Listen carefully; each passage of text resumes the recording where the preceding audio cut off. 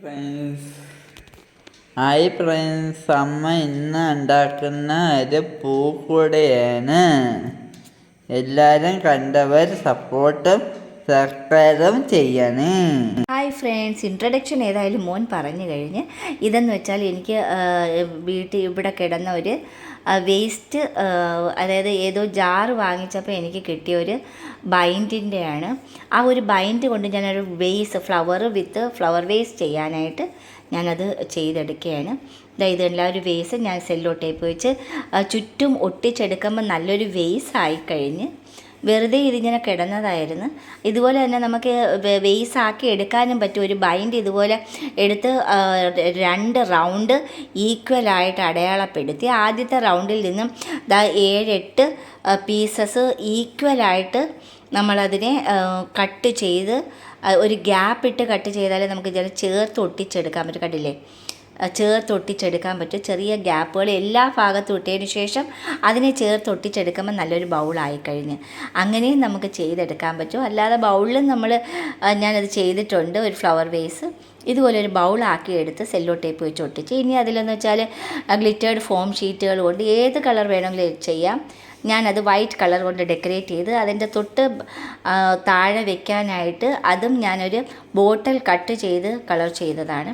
ഇനി ആ ഒരു ഫ്ലവർ ഫ്ലവർ ചെയ്യാനായിട്ട് ഇവിടെ ഞാൻ യെല്ലോ ക്രേപ്പ് പേപ്പർ 2ആയിട്ട് മടക്കി, അതിനെ 3ആയിട്ട് മടക്കി, അതിനെ 4ആയിട്ട് മടക്കി ഇത്ര വലിപ്പത്തിലാണ് ചെറിയ ചെറിയ ഫ്ലവേഴ്സിന് വേണ്ടിയിട്ട്. ആദ്യമേ നമ്മൾ ഫ്ലവേഴ്സിന് വേണ്ടിയിട്ട് ഞാനത് മടക്കിയിട്ട് 2 സൈഡും മാത്രമാണ് ഈ ഒരു ഓവൽ ഷേപ്പ് പോലെ കട്ട് ചെയ്ത് മാറ്റുന്നത്. ഇതിപ്പോൾ 1 സൈഡാണ്.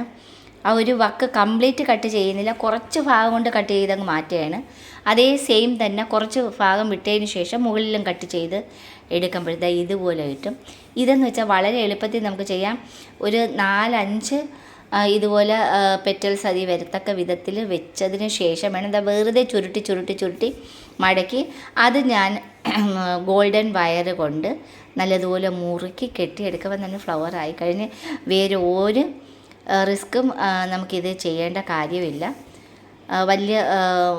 വലിയ ബുദ്ധിമുട്ടുള്ള ഒരു കാര്യമില്ല. വളരെ സിമ്പിളായിട്ട് നമ്മൾക്ക് ഇതുപോലെ ചുരുട്ടി ചെയ്തെടുക്കാവുന്നതേ ഉള്ളൂ. കമ്പി വെച്ച് നല്ലതുപോലെ പിരിച്ചെടുക്കുമ്പം ഒരു ഫ്ലവർ ആയിക്കഴിഞ്ഞ് ഇതിനെ നിവർത്തി മടക്കി ഒട്ടിച്ചെടുത്താൽ കറക്റ്റ് നമുക്ക് നല്ല ചെറിയ ചെറിയ ഫ്ലവേഴ്സുകൾ കൊണ്ട് ഡെക്കറേറ്റ് ചെയ്യാനായിട്ടാണ്. ഇതാ കണ്ടില്ലേ, ഇത് നല്ലതുപോലെ വിടർത്തി അത് പരസ്പരം ഒന്ന് ഒട്ടിച്ച് ഇതുപോലെ നല്ലതുപോലെ വിടർത്തി എടുക്കുകയാണ്. അതിൽ ആ ഒരു കമ്പി നല്ലതുപോലെ ചുറ്റി മുറുക്കി എടുക്കുകയാണ്.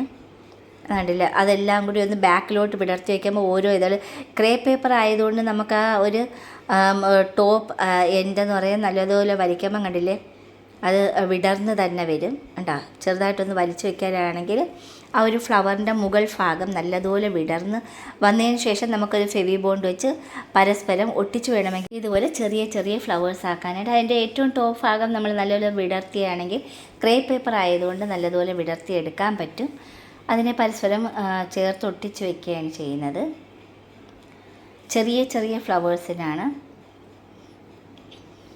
ഇനി നമ്മൾ ആ ഒരു വേസാണ് അതിൻ്റെ അകത്ത് നല്ലതുപോലെ ഫെവിക്കോൾ വെച്ച് ചേർത്തതിന് ശേഷം ഞാൻ ഇതിൻ്റെ അകത്ത് സ്പോഞ്ച് കംപ്ലീറ്റ് ചെയ്യണം. അതിലോട്ട് നമുക്ക് ഓരോ ഫ്ലവറും എടുത്ത് കുത്തി വെക്കാൻ പറ്റും. അതുകൊണ്ടാണ് ഇനി ഞാൻ ഓരോ ഫ്ലവറിൻ്റെ സെൻറ്ററിൽ ഇത് ഒട്ടിച്ച് വെച്ചിരിക്കുകയാണ്. ഫെവി ബോണ്ട് വെച്ച് പൂമ്പൊടി എടുത്ത് എൻ്റെ കയ്യിലുള്ള പൂമ്പൊടിയാണ് അതിൽ ഓരോന്നും ഒരു ചെറിയ ചെറിയ ഫ്ലവേഴ്സാണ്. ഭംഗിയോടുകൂടി നമുക്ക് ചെയ്തെടുക്കാൻ പറ്റും.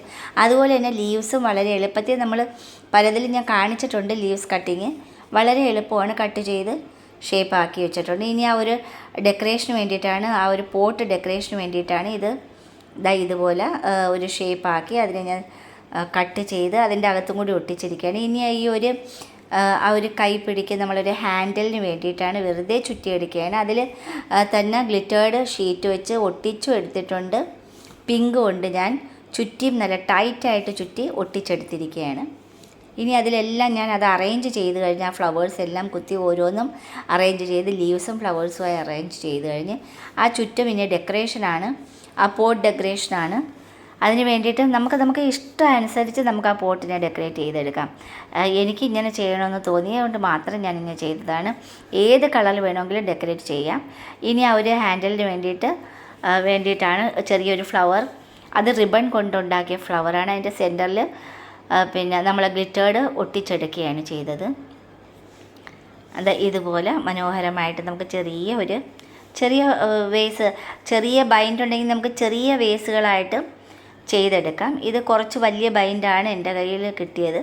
അപ്പോൾ അത് വെച്ചാണ് ആ ഒരു ഫ്ലവർ വേസോടുകൂടി നമുക്ക് അറേഞ്ച് ചെയ്തെടുക്കാൻ പറ്റിയത്. മനോഹരമായിട്ട് നമുക്ക് ഇതിപ്പം യെല്ലോ കളറാണ്, വൈറ്റ് കളറോ പിങ്ക് കളറോ ഏത് സൈസ് ഫ്ലവർ വേണമെങ്കിലും നമുക്ക് ഇഷ്ടാനുസരണം നമുക്കത് അറേഞ്ച് ചെയ്തെടുക്കാൻ പറ്റും.